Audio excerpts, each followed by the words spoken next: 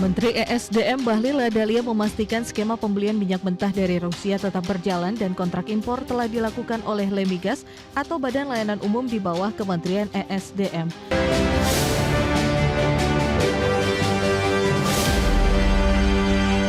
Pemirsa, Menteri ESDM Bahlil Lahadalia memastikan rencana impor minyak dari Rusia terus berproses setelah sebelumnya disepakati dalam kerjasama antar pemerintah kedua negara.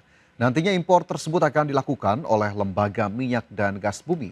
Bahlil mengatakan proses teknis pengadaan saat ini masih berjalan, namun secara prinsip kontrak kerjasama telah disepakati.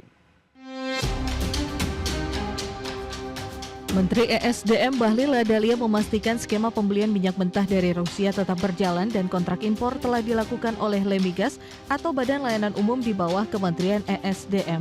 Terkait volume impor, Bahlil menyebutkan jumlahnya masih berpotensi berkembang lebih besar.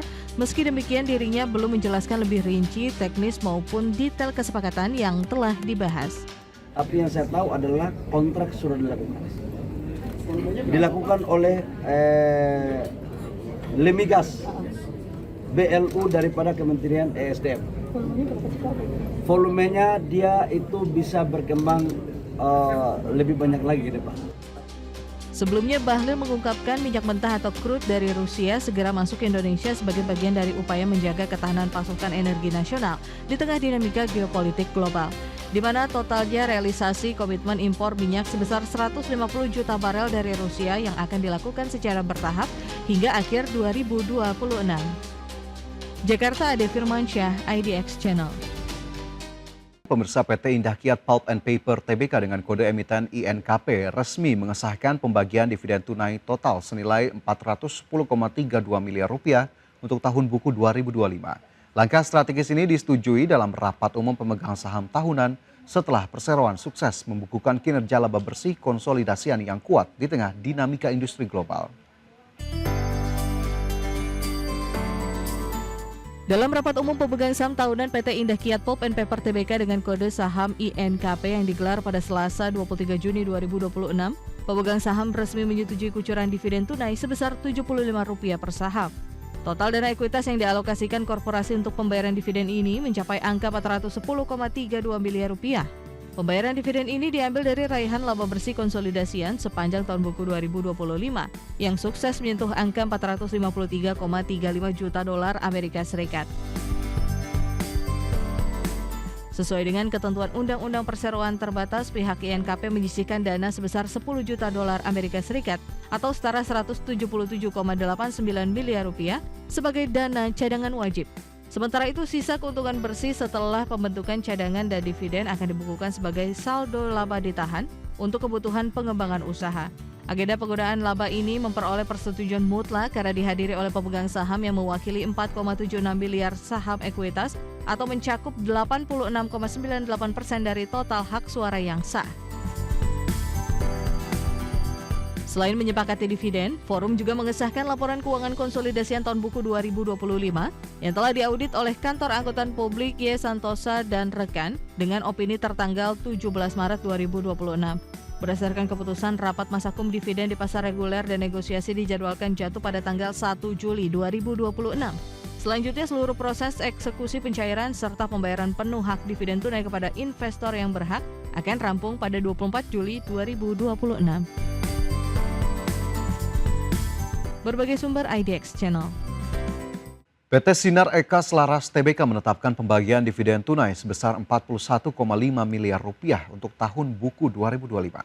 Perseroan juga mencatat pertumbuhan penjualan dan melanjutkan ekspansi bisnis active lifestyle melalui penambahan merek dan jaringan retail. PT Sinar Eka Selaras Tbk atau ERAL menetapkan pembagian dividen tunai sebesar Rp41,5 miliar atau setara Rp8 per saham. Keputusan tersebut disetujui dalam rapat umum pemegang saham tahunan yang digelar pada 23 Juni 2026.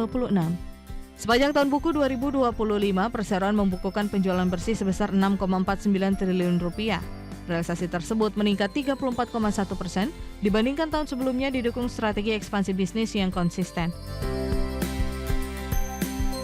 Pada kuartal pertama 2026, perseroan membukukan penjualan bersih sebesar Rp1,7 triliun atau meningkat 24,2% secara tahunan.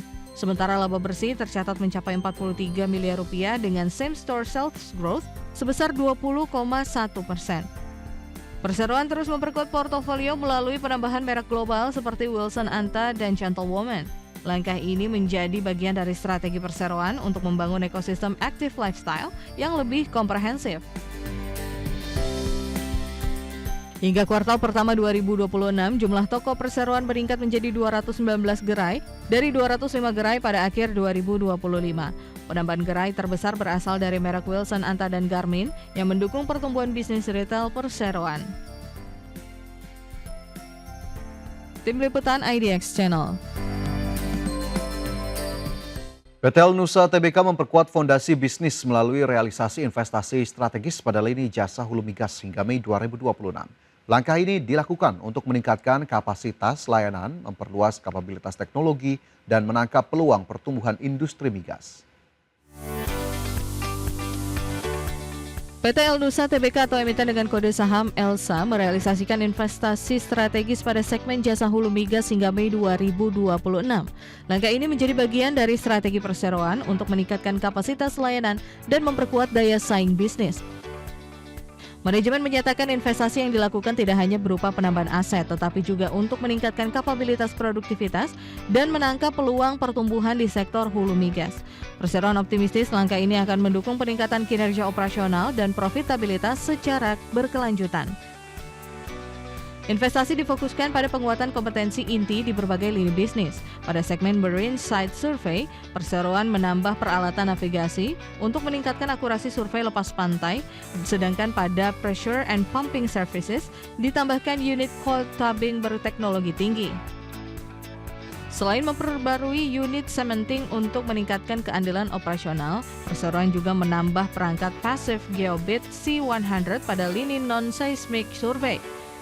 Investasi tersebut diharapkan dapat meningkatkan efisiensi biaya sekaligus memperluas kapabilitas survei di bawah permukaan. Tim Liputan IDX Channel.